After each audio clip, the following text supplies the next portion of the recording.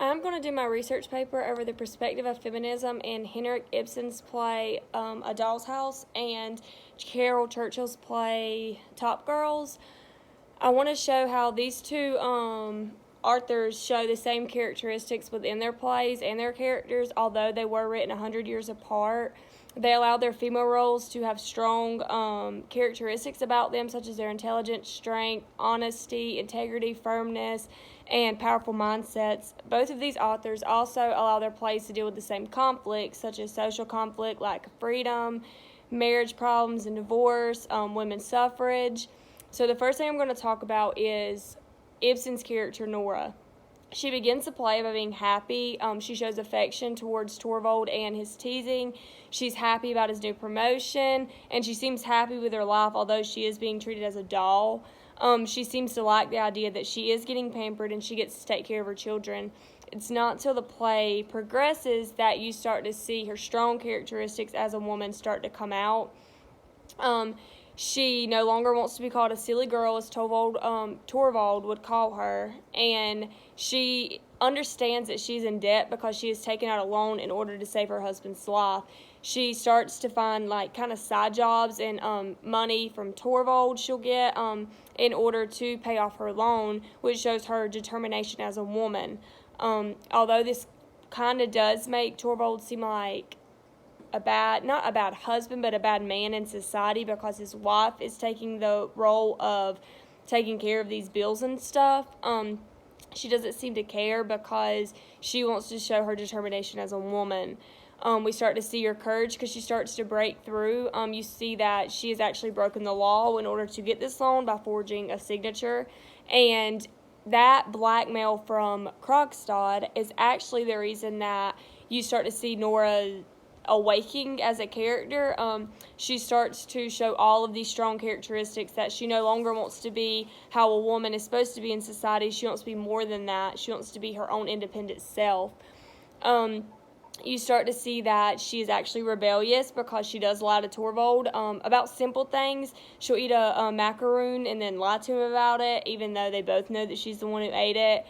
She swears a little bit, which also shows that she is rebellious, and she doesn't seem to care I don't want to say she doesn't seem to care who she is as a woman, but she shows that she is a strong, independent woman, although she has went this long in a marriage where she's been treated as a doll. More to say. In the end, you finally see that she does decide to leave and she does become independent. I also am going to tie in the A Doll's House Part 2 sequel, actually, because this will help show who Nora actually is as a woman within this patriarchal society. The play begins with actually the same door that it ends with. Instead of Nora leaving, she's coming back. It is 15 years later. She has been absent all these years.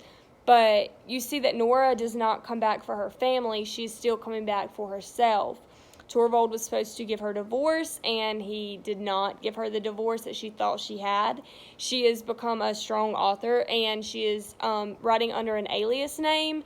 And it isn't until one of the men who read her writing and his wife leaves him due to this, he starts to blackmail her once again, and he is trying to show her true reputation. He's trying to ruin it, and she doesn't want that to happen. So if she goes back and gets her divorce, then this man has nothing that he can hold against her. She does meet, her daughter once again, Emmy, but what gets me is she doesn't come back for her daughter. She doesn't come back for Torvald. She comes back for herself, which can be seen as selfish, but in a patriarchal society, this is strong for a woman because she broke away from all that to become herself, which she has. So you start to see she kind of develops a relationship with Emmy, not so to say as a mother-daughter should have a relationship, and Torvald finally decides to give her the divorce. Her and Emmy tried to find ways around it, but she wouldn't let her ruin her own reputation to save her mother, which I think was, strong of her because she hasn't really given her daughter a reason to help her out. And she stranded her with her father when a daughter obviously does need her mother. So she finally gets her divorce, and, she meets meets her daughter and sees how, well she's become, but she doesn't return for her family, it's only for herself. So now I want to speak about Marlene's character. She is a high-ranking official within the Top Girls agency in London, and you see that at the beginning of the play, she is given a promotion, and instead of inviting her coworkers and family and friends, she actually invites women who are high in history and legends, and they have this huge dinner together, and you see them go through multiple conversations, and Marlene kind of, stays away from more of them. So she is a powerful character, and she does know how to hold back some of her thoughts. She tries to persuade one of her coworkers, Janine, away from marriage and kids because that would take away from her social standing as a woman, and it would put her under the same category that women are identified as, like mothers, wives, all of that. So Marlene actually decides to give the rights of her kid to her sister, and her sister raises her, and her name is Angie, or the sister's name is Joyce, the daughter's name is Angie. But Angie, you start to see that she needs guidance from a parent, and her mother does not want her, and her aunt/mother can't really guide her because she doesn't really give her the structure that she needs. Joyce is more of the normal standard for a woman, and Marlene is more of above that, which is why she gave her kid away. I lost my place in my PowerPoint. Okay, so Marlene is actually able to make a voice for herself within this patriarchal society, but she is successful, but she seems to lack, social standards and emotional support. You see that she completely, goes away from her daughter, which shows that she doesn't have the emotional ability that a mother should have. Nor did the same, though, but they're trying to make their presence in society as a strong woman, and they can't do that whenever they allow the social norms of a woman to overtake them, with them becoming wives and mothers. And although Marlene is technically never neither of them, nor is. So one of the sources that I'm going to be using two, but I haven't fully looked under my second source yet, so I don't really want to put that on here and explain it yet. But the first source that I am using is actually my main source, and it's by Jill Swirsky and DJ Angelone, and it's within their article, Equality, Empowerment, and Choices. What does feminism mean to contemporary women? I keep getting tongue-tied. So this article is actually surrounded by the idea of social gender imbalance,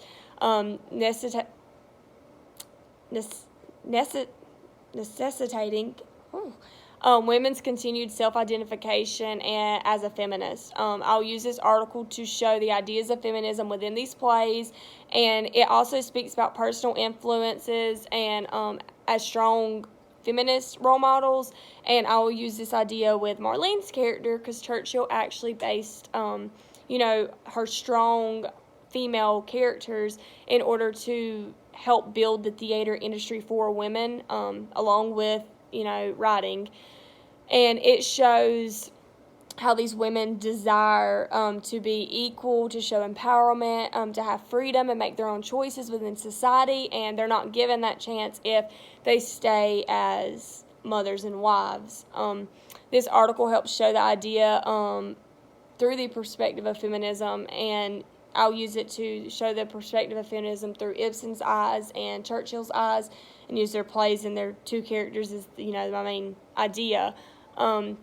Dr. Christian has also given me a few other routes to take, so I may end up changing this idea as I go, but for the most part, it's going to be surrounded around the perspective of feminism and how these plays are written 100 years apart, but they still show the same characteristics and stuff like that within them.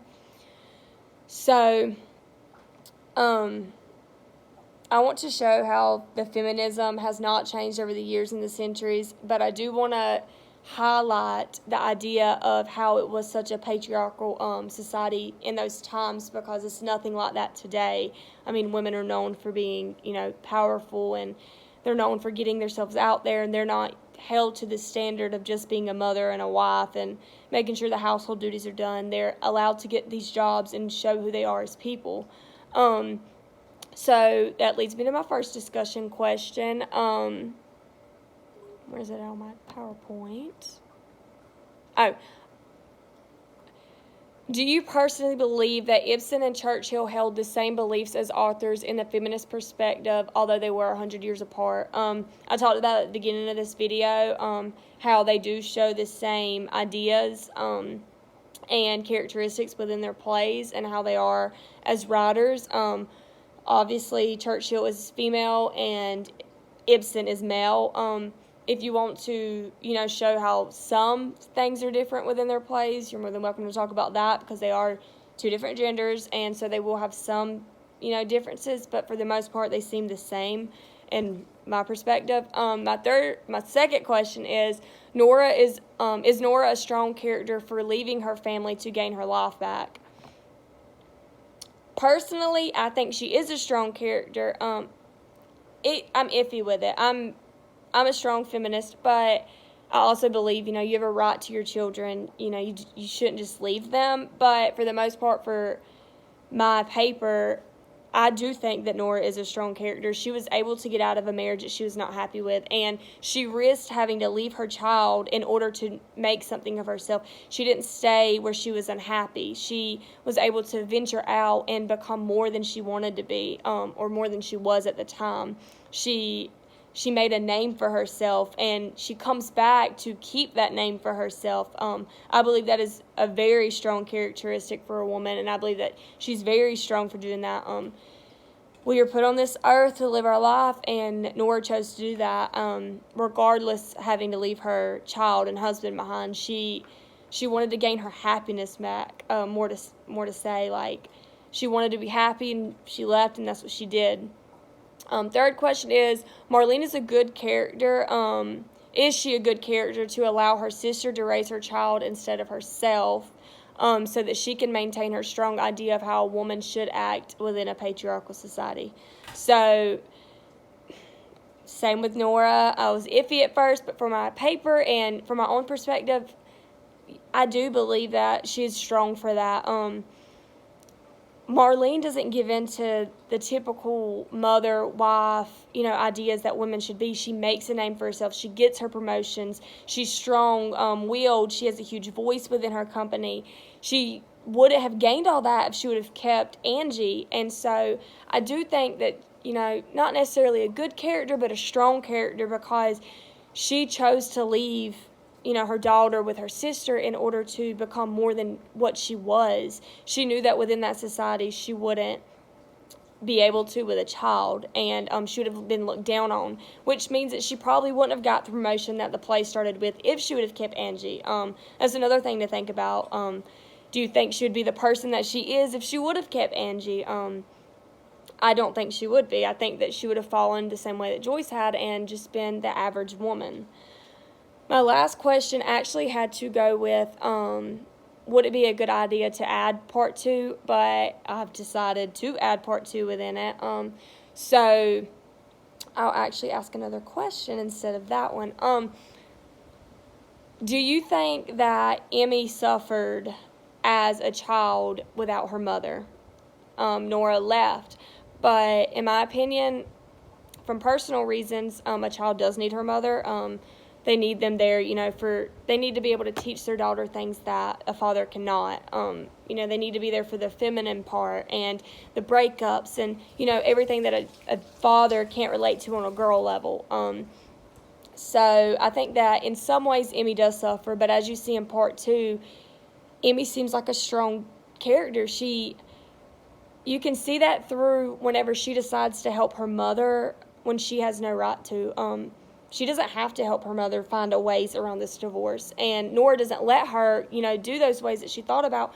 But Emmy shows her strongness as a woman herself through this scene. So, yes, she probably, suffered mentally. But physically, I believe that Nora leaving actually made Emmy into a stronger woman than she would have been with Nora there. Maybe she would have fallen under the same ways that her mother was being pampered and being treated as a doll. You don't see that within this second play. She developed herself, and she is a strong woman through these ideas. Like I said before, that's all I really have.